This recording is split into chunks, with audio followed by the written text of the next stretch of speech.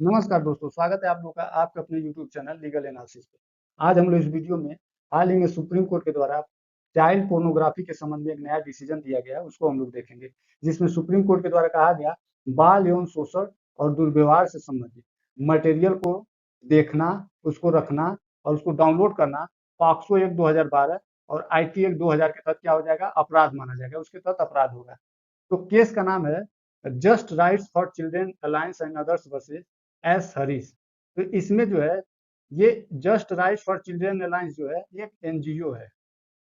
इसके अलावा एक और एनजीओ बचपन बचाओ आंदोलन, बचपन बचाओ आंदोलन, ये दो एनजीओ के माध्यम से मद्रास हाईकोर्ट के समक्ष इससे संबंधित मामले को लेकर जाया जाता है, जिसमें मद्रास हाईकोर्ट का डिसीजन इनके अगेंस्ट आ जाता है। तो ये लोग सुप्रीम कोर्ट के समक्ष जाते हैं। तो सुप्रीम कोर्ट में फुल बेंच के द्वारा इस मामले को देखा जाता है, फुल बेंच के द्वारा, जिसमें justice chief justice D Y Chandrachud और जस्टिस जे बी पारदीवाला और जस्टिस मनोज मिश्रा के द्वारा इस मामले की सुनवाई की जाती है और उसको डिसीजन दिया जाता है। मामला जब सुप्रीम कोर्ट गया, तो सुप्रीम कोर्ट के द्वारा मद्रास हाई कोर्ट के द्वारा जो डिसीजन दिया गया था उसको रद्द कर दिया गया। तो मद्रास हाई कोर्ट के द्वारा इस मामले में क्या डिसीजन दिया गया था, तो मद्रास हाई कोर्ट के द्वारा कहा गया था कि सिर्फ चाइल्ड पोर्नोग्राफिक कंटेंट को रखना, देखना या डाउनलोड करना अपराध की श्रेणी में नहीं आएगा, जब तक कि उसे और आगे शेयर करने के इंटेंशन से न रखा गया हो। शेयर करने के इंटेंशन से न रखा गया तो तब तक क्या अपराध नहीं माना जाएगा। तो इस डिसीजन के खिलाफ जो एनजीओ है, ये सुप्रीम कोर्ट के समक्ष जाते हैं। तो सुप्रीम कोर्ट के द्वारा इस डिसीजन को क्या कर दिया गया, उलट दिया गया, उसको रद्द कर दिया गया और यह कहा गया कि जो मद्रास हाईकोर्ट है, इसका निर्णय जो है भयानक प्रकृति की है, भयानक है। शीर्ष न्यायालय ने अपने निर्णय में इस बात पर जोर दिया, जो बाल अश्लील सामग्री है, चाइल्ड पोर्नोग्राफी कंटेंट है, उसको अगर कोई व्यक्ति अनजाने में भी प्राप्त कर लेता है और उसकी रिपोर्ट दर्ज नहीं कराता है, तो क्या होगा, एक अपराध होगा। और इसे डिलीट करने, डिस्ट्रॉय करने, रिपोर्ट करने में जो विफलता है, उसके लिए क्या करें, पॉक्सो एक्ट का जो सेक्शन 15 है, उसके तहत उसके ऊपर जुर्माना लगाया जाता है। इसको एग्जाम्पल के रूप में समझते हैं। मान लीजिए ये एक व्यक्ति है, इसके पास कहीं से भी अनजाने में चाइल्ड पोर्नोग्राफी कंटेंट आ जाता है, तो इसका जिम्मेदारी क्या है, इसका जिम्मेदारी है कि ये संबंधित अधिकारी के पास इसका रिपोर्ट दर्ज कराए, रिपोर्ट दर्ज कराए। तो अगर यह व्यक्ति रिपोर्ट दर्ज नहीं कराता है, तो ये क्या होगा, सुप्रीम कोर्ट के अनुसार ये अपराध होगा, अपराध हो जाएगा। तो व्यक्ति की जिम्मेदारी क्या है, उसके पास कहीं से भी जो चाइल्ड पोर्नोग्राफी कंटेंट आता है, तो उसका रिपोर्ट दर्ज कराए, नहीं तो वो भी अपराधी हो जाएगा। जब अपराध होगा तो इसके खिलाफ क्या होगा, तो जो पॉक्सो एक्ट है, पॉक्सो एक्ट है, तो इसका जो सेक्शन 15 है, उसके तहत इसके ऊपर जुर्माना लगाया जाएगा। तो सेक्शन 15 क्या कहता है पॉक्सो एक्ट का, तो सेक्शन 15 जो है, चाइल्ड पोर्नोग्राफी जो कंटेंट है उसके स्टोरेज के संबंध में प्रावधान करता है, स्टोरेज के संबंध में जुर्माना का व्यवस्था करता है, जुर्माना यानी कि उसके ऊपर अर्थदंड लगाया जाएगा। आगे न्यायालय द्वारा यह भी कहा गया कि एफआईआर दर्ज कराते समय यह भी नहीं देखा जाएगा कि उस व्यक्ति के खिलाफ, जिसके खिलाफ एफआईआर दर्ज हो रहा है, उसके पास चाइल्ड पोर्नोग्राफी कंटेंट है कि नहीं है।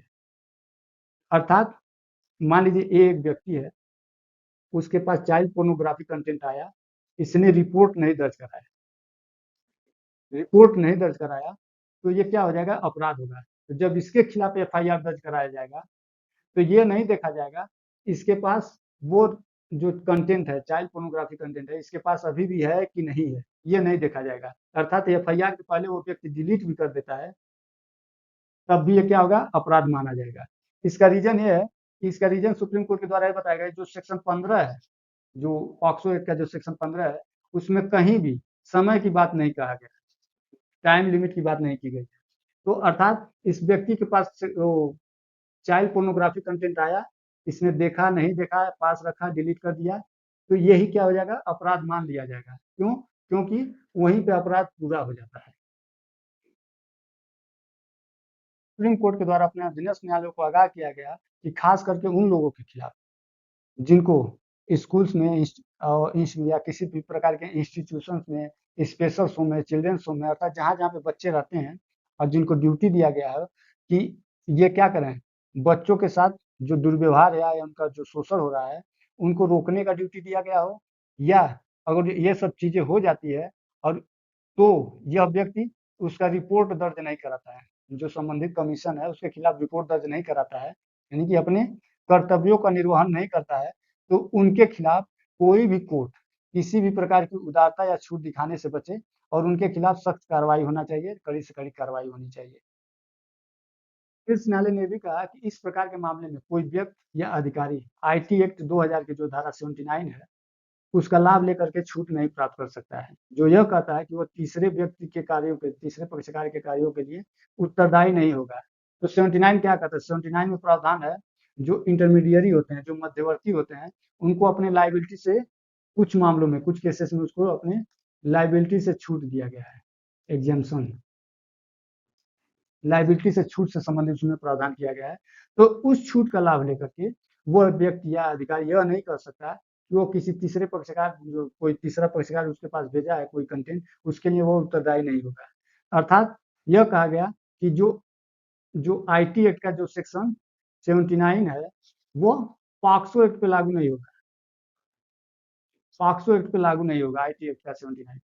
इसके बाद शीर्ष न्यायालय ने अपने इस फैसले में संसद को पॉक्सो एक्ट 2012 में संशोधन पर गंभीरता से विचार करने का आह्वान किया, ताकि बाल यौन शोषण शब्द को बाल यौन शोषण और दुर्व्यवहार सामग्री से प्रतिस्थापित किया जा सके, ताकि ऐसे अपराधों की वास्तविकता पर अधिक सटीक रूप से प्रतिबंधित किया जा सके। तो शीर्ष न्यायालय ने संसद से आह्वान किया कि वो क्या करें, जो पॉक्सो एक्ट में बाल यौन शोषण शब्द दिया गया है, बाल यौन शोषण जो शब्द दिया गया है, इसके स्थान पर क्या रखे, बाल यौन शोषण और दुर्व्यवहार सामग्री, इसको रखे, ताकि क्या किया जा सके, ऐसे पर जो इस प्रकार के अपराध हैं उनको वास्तविकता से अधिक सटीक रूप से प्रतिबंधित किया जा सके। ये रहा आज का वीडियो। अगर आप चैनल पर पहली बार हैं तो चैनल को सब्सक्राइब कर लें, इसको अपने मित्रों के पास भी शेयर कर दें, और वीडियो अगर पसंद आया हो तो इसको क्या करें, लाइक करें। धन्यवाद।